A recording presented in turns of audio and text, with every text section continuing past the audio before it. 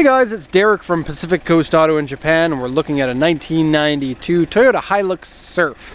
And so this is the four-wheel drive, kind of SUV. I suppose you could call it an SUV. It is a body-on-frame 4x4 vehicle. This one diesel engine goodness. Now this vehicle is basically the same as a 4Runner except for the main point in that the 4Runner didn't come with the diesel engine and this one does. And so that is a huge deal because diesel engines are excellent in 4x4s. Very reliable.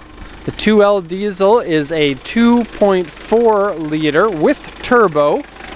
EFI diesel turbo, it says on the top. That's cool. You get top mount turbo, so very easy to service if you need to. No intercooler, but I suppose you could put your own intercooler in there. That would be pretty awesome. Engine has oil sweats in and around it, but everything runs fine. I have test driven this one, and it runs happy style. It pulls well, turbo spool is up nice and well, and feels good and smooth. I'm gonna close the hood here, but have to give you guys acorn view for a sec.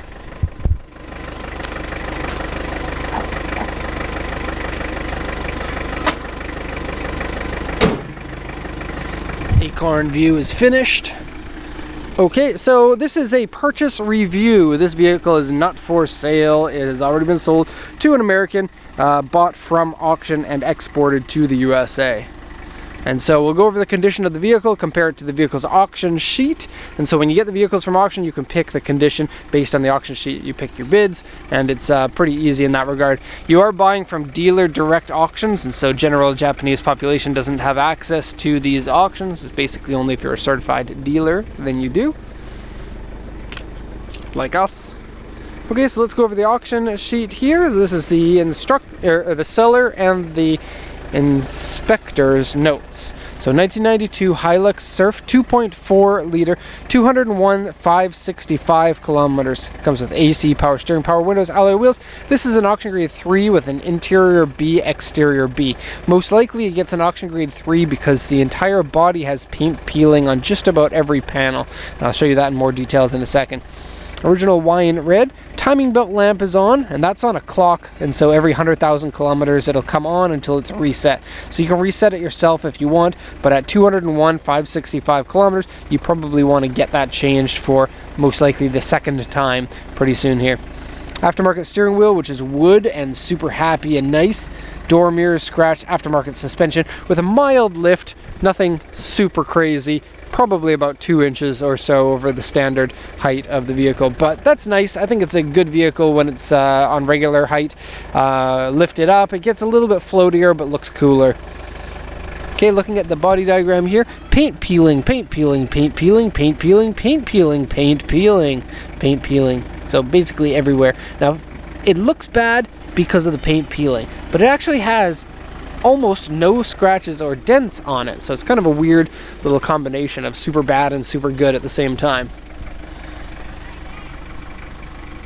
Okay, so let's take a look at the paint peeling up close before we do the once around. So you can see the entire hood is peeling, front fender here, cowl, and all the roof. I don't know if you can hear me up there, but I said all the roof.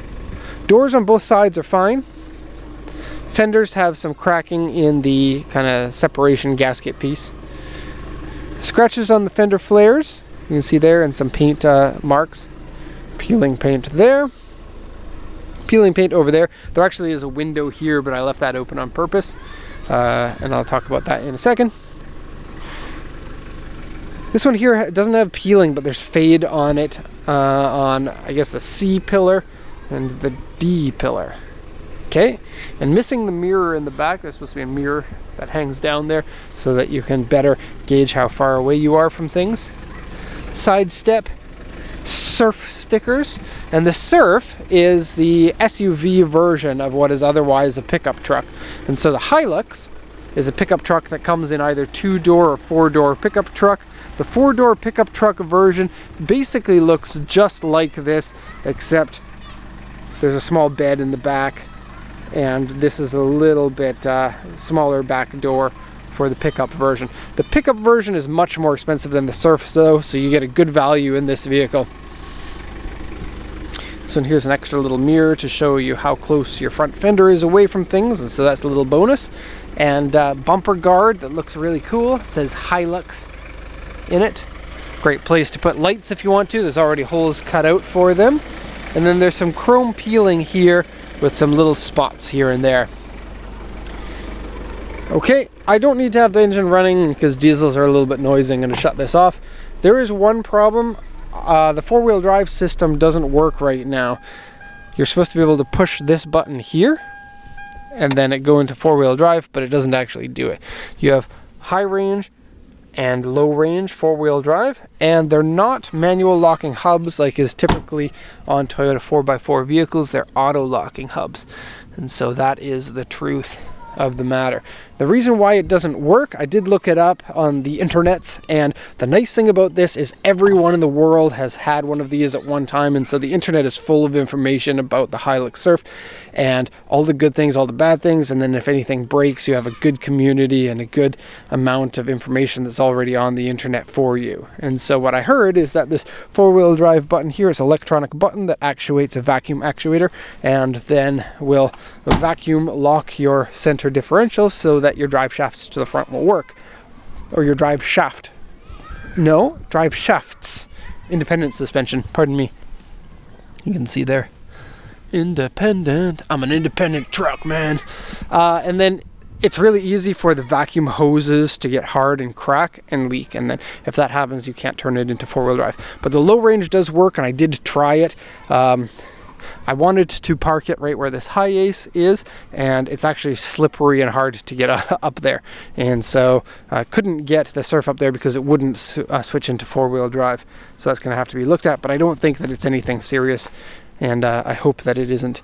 If you do want something like that, can be serviced here in Japan. Oh, we're going to do the walk around. Complete circle. Have to do it. But I think something like this is simple enough that it can be done in the US, and it doesn't stop you from shipping the vehicle. You don't need a 4x4 to ship the vehicle. Okay. So the wine red is probably the cheapest color of all, but it is a popular one. Those are the stock wheels on it. Roof racks on the top. Okay, and so this vehicle has something that I wanted to mention, and I usually don't mention it correctly when I go to talk about it, and so I don't put it into these videos, but the 2L has a history of blowing head gaskets, but I do very much wonder about that, whether it's a reliability defect, and to some extent it is, but a lot of these engines in Japan run up to 300, 400, 500,000 kilometers without having the head issue, or at least most likely without having the head issue, because they stay without becoming scrap, and it doesn't have anything to do with the value of the vehicle, if that makes any sense. And so what I believe is that the engine, it's a low powered engine. It's like 80 something horsepower, and then outside of Japan there are these long straight roads that head up hills, and it's just too much for the engine to completely drive up there with a full throttle for 30 minutes, an hour, 2 hours, 6 hours in some cases. Whereas a Japanese road, anytime you're going up the mountain, it's going to be very curvy, and you're not going to be flooring it the entire time heading up there. And so I think that's what the difference is just the difference in markets, because the Japanese ones seem much more reliable, and then when you export them, that's when you have problems. And so if you are owning one of these, keep your coolant in tip-top shape, your radiator free of clogs, and you should be fine. And if you're going to be doing a lot of up hills with full throttle, do care to don't overstress the engine in that regard, and you should be fine. I know it wouldn't scare me to own one of these vehicles knowing what the internet says about it, and to some extent the internet just likes to repeat things over and over again. People who are into cars tend to read something on the internet and they want to prove their car knowledge by explaining what they heard, and this might be a case of that. And I don't want to dwell on it too much, because the package that you get with this vehicle is just such a good all around, everything is good, and really like this engine, the way that it drives and feels, and so don't want people to be scared. Now it is weird that it comes with these plastic baggies on the seats. They are like fully attached to the underside of the seat.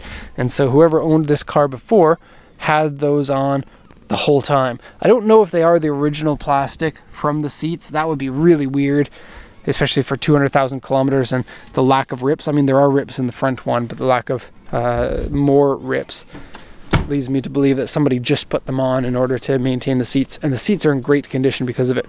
Okay, now back window. Here's something I don't like about this vehicle.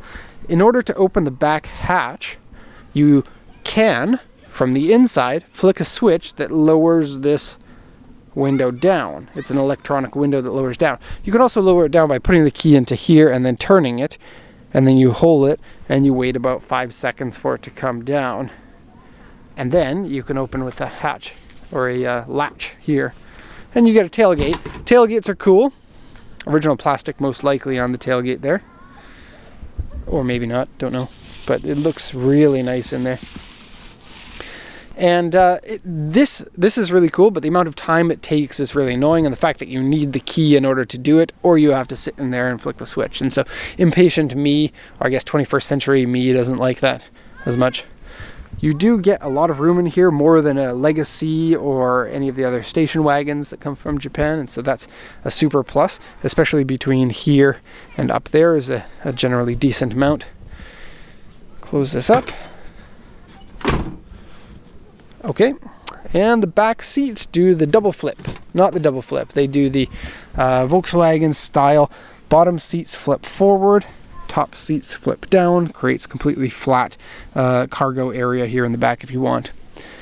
Rubber floor mats in here and controls here for your rear heater if you want.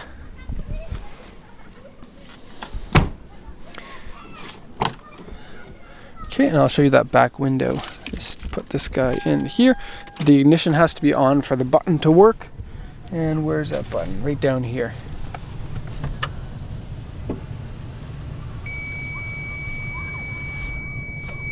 Okay, and then it screams at you when the key is on and the door is open.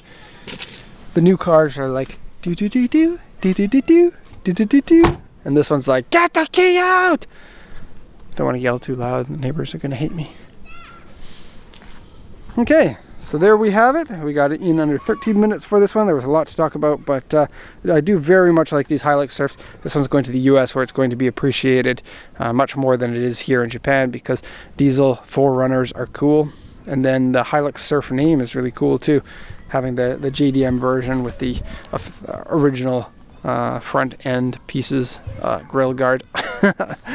Okay, I think this is the last report for the day for me, and hope you enjoyed this one. Thanks for watching, and see you next time.